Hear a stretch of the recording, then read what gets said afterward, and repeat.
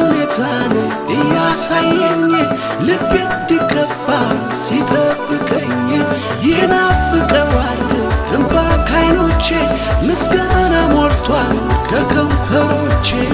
በወይኑ ሐረግ ፍሬ ባይገኝ ቢሆንም ባይሆን አያስጨንቀኝ ደስ ይለኛል በጌታ ደስ ይለኛል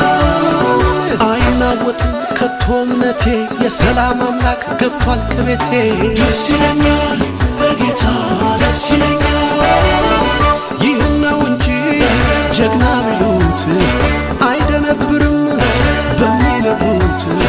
በሰልፍ መሃል በምት ተይዞ ይደረድራል